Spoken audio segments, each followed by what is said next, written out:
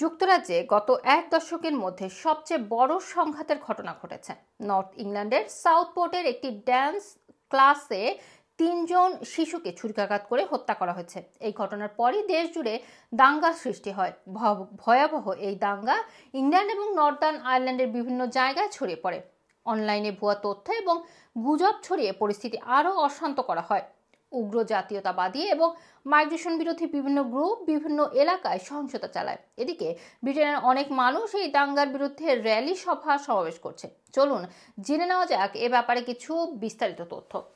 গত 29 জুলাই 6 বছর বয়সী বেবে কিং, 7 বছর বয়সী এলসি স্টানকম্ব এবং 9 বছর বয়সী অ্যালিস দা সিলভা একটি নাচের অনুষ্ঠানে গিয়ে ছুরিকাঘাতে নিহত হয়।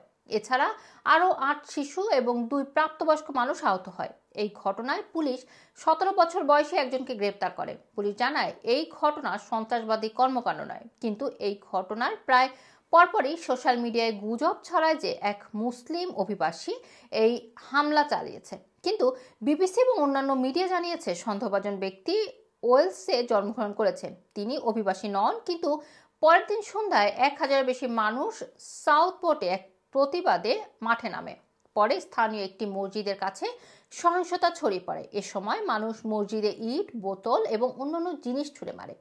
একটি পুলিশ ভ্যান পুড়িয়ে দেয় এবং আহত হওয়া 27 জন অফিসারকে হাসপাতালে নিয়ে যাওয়া হয়। টেলিগ্রাম মেসেজিং অ্যাপে আঞ্চলিক অভিবাসন বিরোধী চ্যানেলে সমাবেশে নিয়ে আলোচনা হয়। পুলিশ জানিয়েছে এসব সহিংসতায় উগ্র জাতীয়তাবাদী দল ইংলিশ ডিফেন্স লিগের সমর্থকরা জড়িত।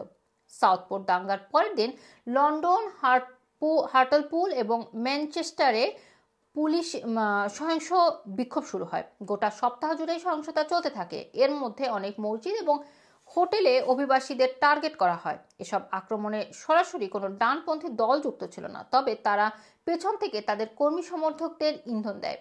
পাশাপাশি বিভিন্ন সোশ্যাল মিডিয়া অ্যাকাউন্ট ব্যবহার করে বিভ্রান্তি ছড়াতে থাকে। এদিকে সাউথপোর্ট আক্রমণের পর দক্ষিণ উপকূলের প্লামাউথ থেকে উত্তর পূর্বের সান্ডারল্যান্ড পর্যন্ত ইংল্যান্ডের বিভিন্ন জায়গায় দাঙ্গা ছড়িয়ে পড়ে। উত্তর আয়ারল্যান্ডের বেলফাস্টেও দাঙ্গা হয়। এসব দাঙ্গার মূল টার্গেট ছিল মুসলিম প্রপার্টি, অভিবাসী এবং মসজিদ। বিভিন্ন জায়গায় আগুন দেওয়া হয় এবং অনেক মানুষের দোকান লুট করা হয়। অনেক মানুষ বাড়িঘর ছেড়ে পালিয়ে যায়। আক্রমণ থেকে বাঁচতে অনেকে বাড়ির ভারী জিনিস যেমন ফ্রিজ এবং অন্যান্য আসবাবপত্র দিয়ে রুমের দরজা বন্ধ করে রাখে। পুলিশ ফেডারেশনের চেয়ারম্যান টিফানি জানিয়েছেন যে এই দাঙ্গায় 100 জনেরও বেশি পুলিশ কর্মকর্তা আহত হয়েছে।